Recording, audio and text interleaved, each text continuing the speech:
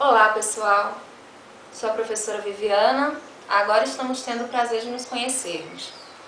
Devido às solicitações, hoje a gente vai ter uma videoaula sobre o conteúdo de ligações químicas, especificamente o conteúdo de ligação iônica. Peço por favor que vocês abram o material em PowerPoint e acompanhem essa aula com esse material. Inicialmente, façam a pergunta: qual a importância de nós estudarmos ligações químicas?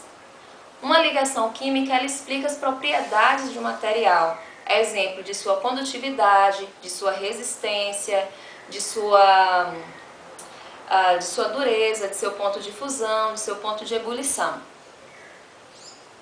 Segunda pergunta: por que dois átomos vão realizar uma ligação química? Temos que, como parâmetro fundamental para responder essa pergunta, os termos energéticos envolvidos nessa ligação.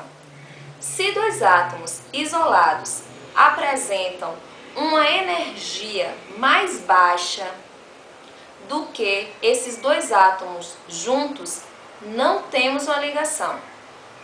Porque uma ligação química só se forma quando o arranjo resultante desses dois átomos, ou seja, esses dois átomos unidos, eles têm uma energia mais baixa do que quando eles estão isolados. Por isso que no diagrama, logo no slide 3, temos esse gráfico da energia em função dos átomos afastados, dos átomos unidos. Nós percebemos que, se esses átomos ligados apresentam uma energia maior, eles são mais estáveis. Se esses átomos eles estão afastados, distanciados uns dos outros, a energia é mais alta e, portanto, eles vão ser menos estáveis. Logo, as ligações químicas só se formam se a estabilidade aumentar juntamente, consequentemente, com uma diminuição de energia. Como nós podemos reconhecer esse aumento de estabilidade? Exatamente pelo que eu falei. Nós temos um abaixamento de energia. Então, um processo exotérmico, vocês verão mais à frente o que é um processo exotérmico, é um processo que envolve liberação de energia. Logo, se na formação de uma ligação nós temos uma liberação de energia, claro, o que vai acontecer? Se o sistema libera energia, porque sua energia diminuiu. Temos, portanto, como eu posso dizer, parâmetros para classificar aquela ligação como uma ligação estável e, portanto, de baixa energia. Como é que uma ligação iônica agora é formada? Temos basicamente três tipos de ligações: ligações iônicas, covalentes e metálicas. Vamos ver nesse bloco 2 ligações iônicas e ligações covalentes. Então, nesse primeiro tópico, ligação iônica, a gente vai agora entender a definição do que seja esse tipo de ligação. Numa ligação iônica, os elétrons são transferidos de um átomo para outro, dando origem a íons de carga contrária que se atraem. Como nós sabemos no dia a dia, um polo positivo atrai um polo negativo. Então, é o que acontece numa ligação iônica.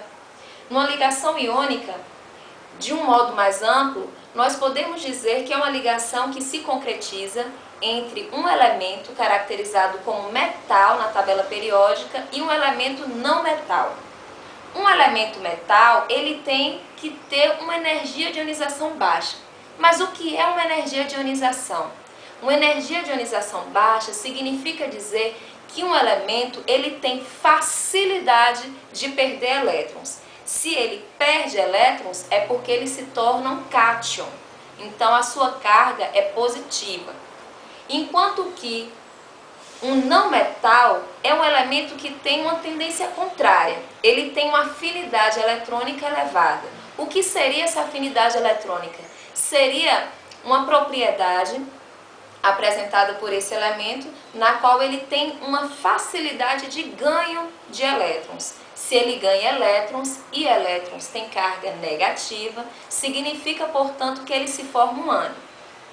A gente pode observar o processo genérico apresentado por essa equação. Então, temos um metal que se liga a um elemento não metal.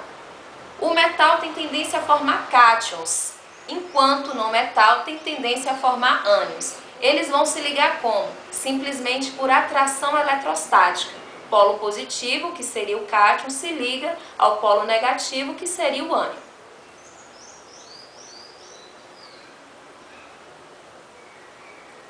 Existem formas para nós podermos representar esses ânions e esses cátions, que são as chamadas estruturas de Lewis. O que é essa estrutura de Lewis? A estrutura de Lewis, ela representa os elétrons da camada de valência do cátion e do ânion.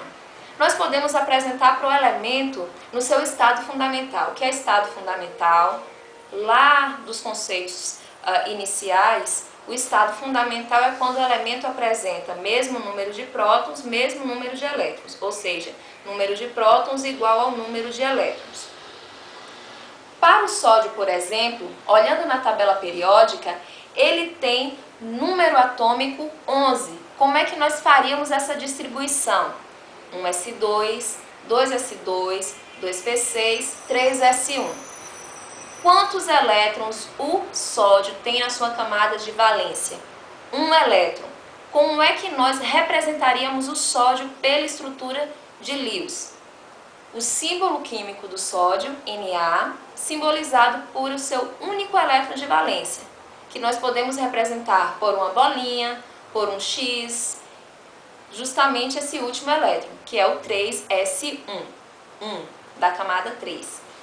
Se agora a gente for avaliar um não metal, o cloro, por exemplo, o cloro ele tem 7 elétrons em sua camada de valência.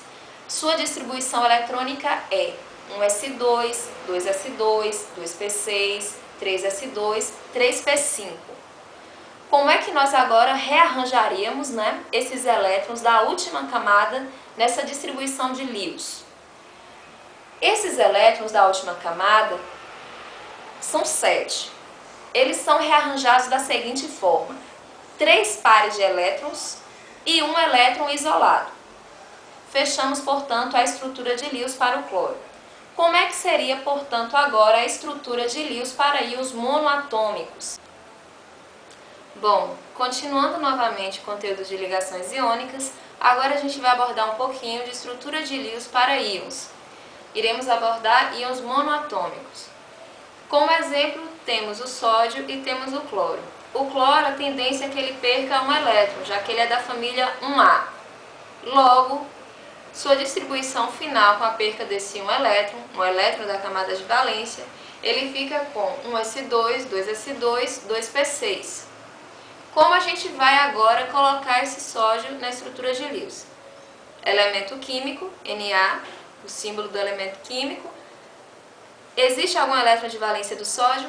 Não, porque o único que ele tinha foi perdido. Então, nós não iremos apresentar nenhum elétron. Iremos apresentar a carga positiva, mais, significando que ele perde um elétron, justamente o elétron de valência. É essa a representação de Lewis para o sódio, para o íon de sódio. Para o íon de cloro, ou o ânion cloreto, na distribuição, no estado fundamental desse cloro, ele tem 1s2, 2s2, 2p5, 2p5, 2p6, 3s2, 3p5. O que acontece? Ele falta apenas um elétron para atingir o octeto, então ele recebe um elétron, então a afinidade eletrônica dele é elevada. A distribuição final da camada de valência dele, portanto, com o ganho de um elétron, é de 3s2, 3p6. Como é que nós iremos então representar essa estrutura de Lewis? Cloro, símbolo químico dele, simbolizado por 4 pares de elétrons, o que totaliza 8 elétrons. Dentre esses 8 elétrons, nós temos um que foi justamente ganho, por conta desse elétron adicional. Bem, o que nós temos mais? Como ele ganhou um elétron, ele tem que ter uma carga negativa. Esses elétrons colocados ao redor desse cloro têm que ser separados por um parênteses dessa carga negativa.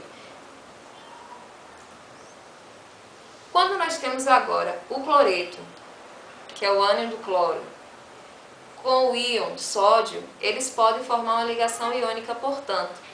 Então, eles interagem entre si através da ação eletrostática, formando um composto iônico. Um composto iônico ele é eletricamente neutro. Então, fazendo o somatório das cargas, mais um do íon sódio, menos um do íon cloro, nós temos como carga resultante 0. Existem aqui nos slides um exercício para que vocês possam aprender justamente mais sobre estrutura de Lewis. Qualquer dúvida, procure o seu tutor online para esclarecer e compreender um pouco mais sobre esse conteúdo. Inclusive, vocês podem acessar livros que estão disponíveis no ambiente virtual, o Russell e o Brad. Os compostos iônicos apresentam características bem peculiares desse tipo de composto. Alto ponto de fusão, alto ponto de ebulição. No estado sólido, eles não conduzem eletricidade. Por quê? Porque os ânions e os cátions estão em um arranjo cristalino bem presos. Para a gente ter condutividade, é preciso ter cargas livres. Se eu não tenho cargas livres, então eu não tenho uma condutividade. Mas e se eu, por exemplo, pego sal de cozinha, NaCl, que é um composto iônico, dissolvo em água e verifico se ele apresenta ou não condutividade? Claro que eu vou verificar que ele tem condutividade. Por quê? Porque no meio a gente tem cargas livres, o que, claro, vai garantir essa condutividade elétrica do material. Como é que eu faço para determinar uma fórmula iônica? O cátion apresenta uma carga positiva, o ânion uma carga negativa. Então fazemos uma troca. O índice, o subscrito, a carga do ânion vai para o índice subscrito do cátion. A carga do cátion vai para o índice subscrito do ânion. Então, portanto, quando a gente faz esse processo, a gente na verdade faz uma compensação de cargas. Somando essas cargas totais, verificamos que o composto é eletricamente neutro, ou seja, tem carga zero. No mais, fico por aqui. Gostaria de salientar que os aspectos energéticos de uma ligação iônica vão ser abordados em Química Geral 1. Então, vocês vão estudar o ciclo de Bohr-Hartley e vão, por exemplo, aprender quando que um composto iônico sólido será formado. Então, pessoal, até a próxima videoaula. Estudem bastante conteúdo. Tchau!